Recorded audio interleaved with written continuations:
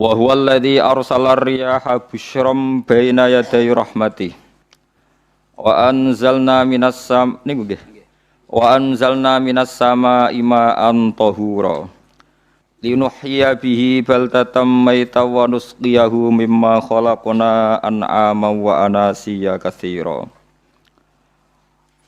Wa huwa Allah Ta'ala iku alladzi dzat arsala ingkang lepas sapa ladzi utawa ingkang utus sapa ladzi ar-riyaha ing pira-pira angin. Wa fi qiraatin ar-riha ing angin. Maksudnya mufrad.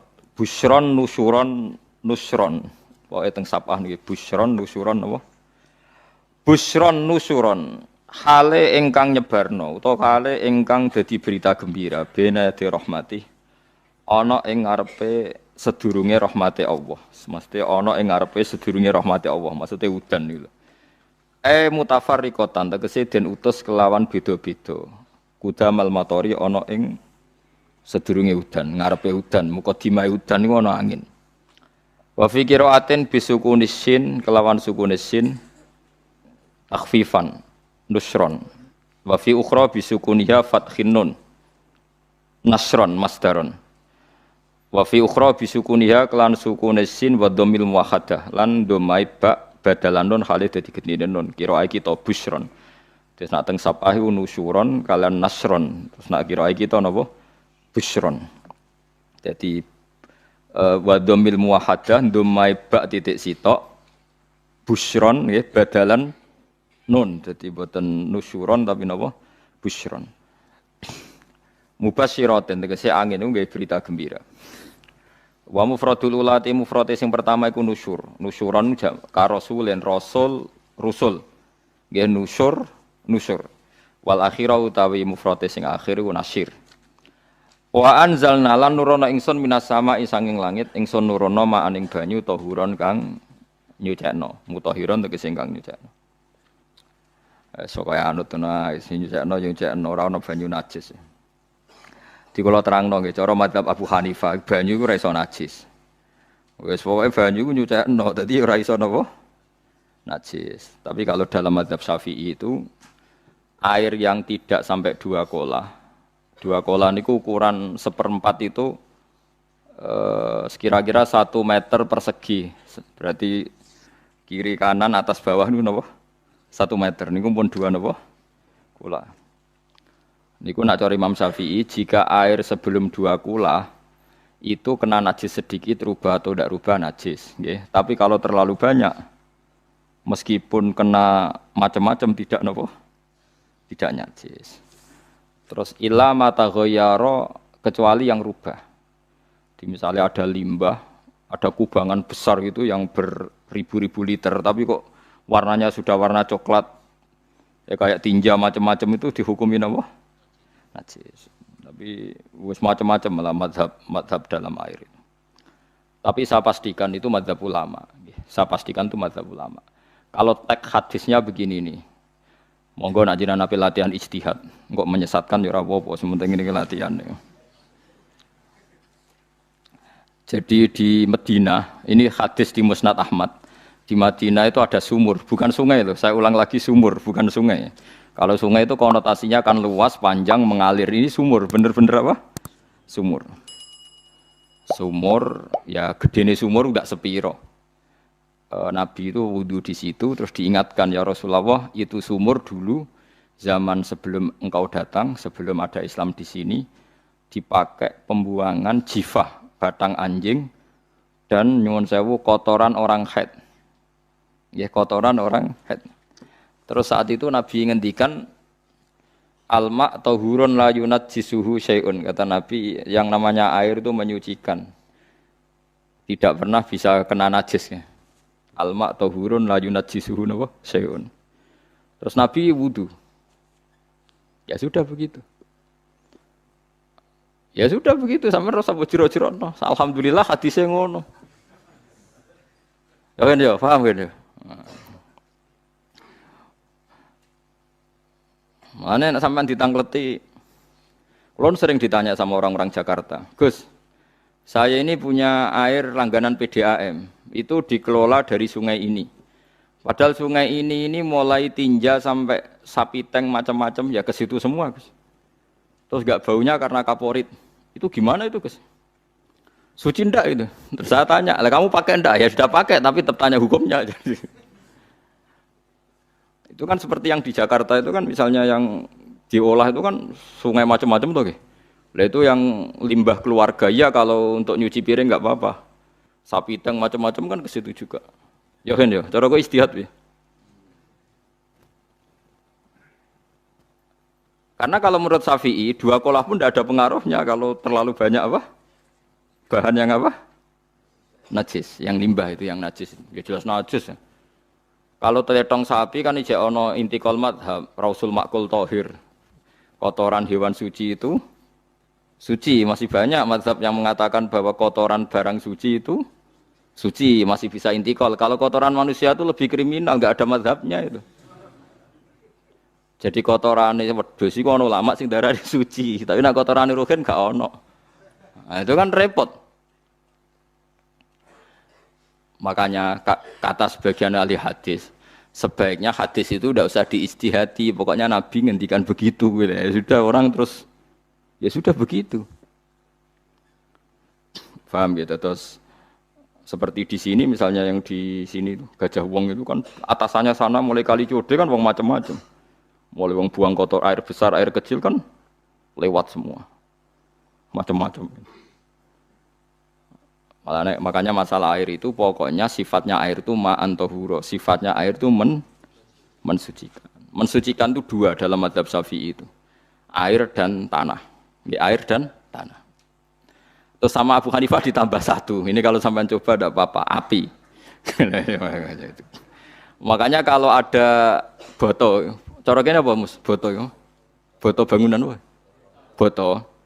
Itu kan kebanyakan kan kadang kan tipak buahan pletong itu kan ya. Terus dipakai boto. Campur-campur diulet-ulet. Terus jadi napa? Boto. Cara mazhab Syafi'i tetap najis, dipakai masjid tidak bisa karena sebagian bahannya dari apa? Najis. Cara mazhab Hanafi suci karena sudah dibakar. Karena api itu termasuk alat mensucikan. Alasannya Imam Abu Hanifah, orang yang fasik-fasik itu nanti disucikan pakai api neraka. Berarti api itu bagian dari alat mensucikan. Jadi misalnya Ruhin mau sholat dibakar, sholat suci gitu. Karena api itu mensucikan. Buktinya orang-orang yang masuk neraka nanti sebelum masuk surga kalanya disucikan dengan api. Mana ada di neraka disucikan pakai air. Artinya kalau ada batu bata itu yang dipakai dari najis ya kemudian dibakar, itu berarti cara mazhab Hanafi suci. Alhamdulillah tuh. Jadi kita bikin masjid nyaman karena bahannya dianggap apa? Suci. Lewat apa? Lewat apa? Api tadi dia dibakar. Tapi yang ngeri ya. Nggih. Ben sampean ngerti mazhab gitu. Terus saya memang tak niati setiap saya ngaji entah 1 2 tak sisipkan hukum fikih karena fikih ini yang kita alami keseharian. Nggih, fikih ini yang kita alami napa? Keseharian. Makanya saya minta teks hadis tadi jangan rubah. Pokoknya ada sumur loh tidak sungai. Sumur itu kan airnya tenang, tidak ngalir. Nyatanya Rasulullah sudah dilapuri. Ini batang-batang anjing dan bekas orang-orang haid, kotoran haid itu dibuang di situ ya Rasulullah. Terus Nabi menjawab, alma la yunajjis alma utahurun la yunajjisuhu syai'un. Terus orang-orang Syafi'iyah mentahmilkan dalam bahasa ijtihad itu dianggap itu mungkin sumurnya terlalu besar dan airnya terlalu apa? Banyak sehingga kotoran-kotoran itu tidak merubah warna. Tapi kata yang lain-lain masa yang bener aja gitu, masa banyu diam dimasuki kotoran gitu tidak nopo rubah. Nah itu ya itulah ijtihad ya. Ijtihad itu ya. Ijtihad itu guyonannya kan gitu. Pendapat saya benar mungkin salah, pendapat Anda salah mungkin apa? Benar. Karena ya sama-sama mirip-mirip itu untuk menganalisis itu. Yang jelas Allah mensifati air itu ma'an tahura, bahwa air itu punya sifat dasar mensucikan. Wah nek cara kula niku asal tidak terlalu ketok najis ngoten niku. Kaya PDAM ngoten niku Enggak ambu taek terus gak ambu apa nek suci wonten mawon. Takoki tapi kan asal usulnya di sana najis gini. Asal usul barang kok repot. Kalau sering dibantai tiang-tiang sing terlalu nopo was-was. Tapi jelas Gus saya tahu sendiri. Sapi teng itu ngalir ke sungai gini-gini saya tahu sendiri. Tak jawab, saya juga tahu sendiri dari langit itu langsung air turun. Jadi artinya kalau dia melihat sisi najis ke sapi teng, kamu melihat sisi dari gunung Merapi, dari langit kan langsung turun. Jadi kalau eling najis saya tak eling suci ini kan saya gitu. Dia ngilingi yang sisi najisnya dari apa? Limbah apa? Keluarga. Wa anzalna minas sama ima antahura. Air itu mensucikan. Nah, terus kedua masalah fikih yang saya jelaskan di sini, tahur itu sifat mubalaghah dalam madhab selain Syafi'i. Saya ulang lagi ya.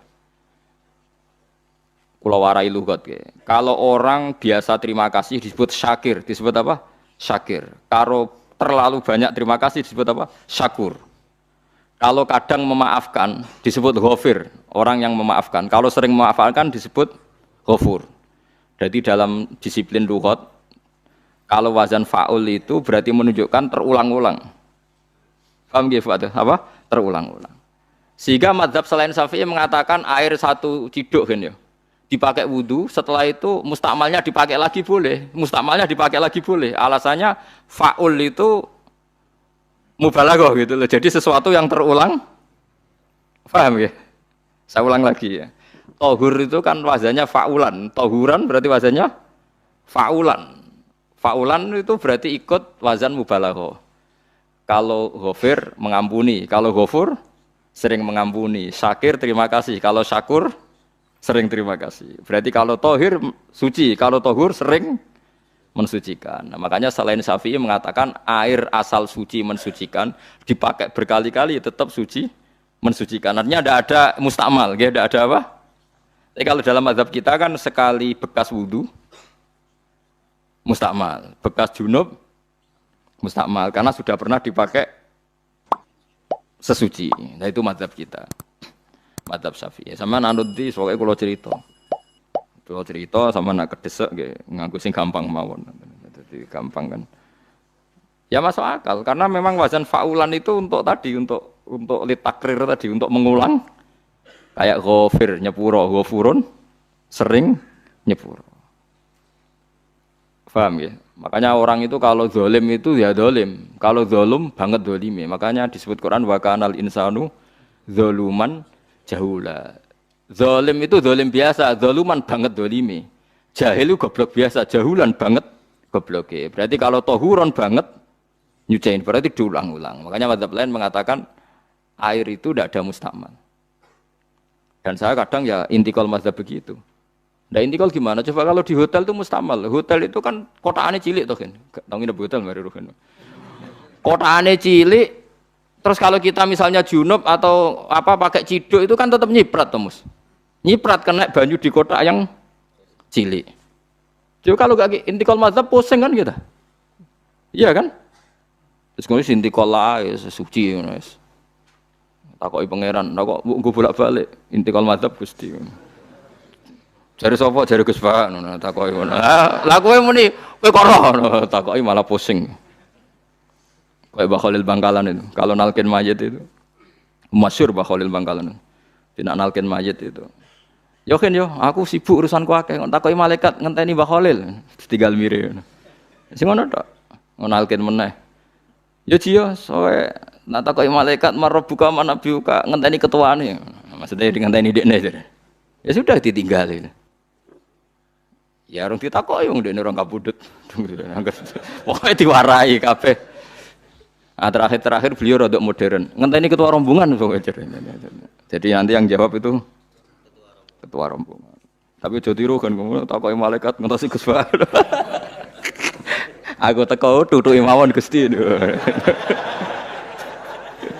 Sewan. Yakin muga ruhin ngomong ngoten kula ngomong Mungkar Nakir. Kamu tahu kan tugas standar Anda apa? Ya tugas standarnya Mungkar Nakir nutuki iku wis biasa wae. Biasa nutuki tak kan apa?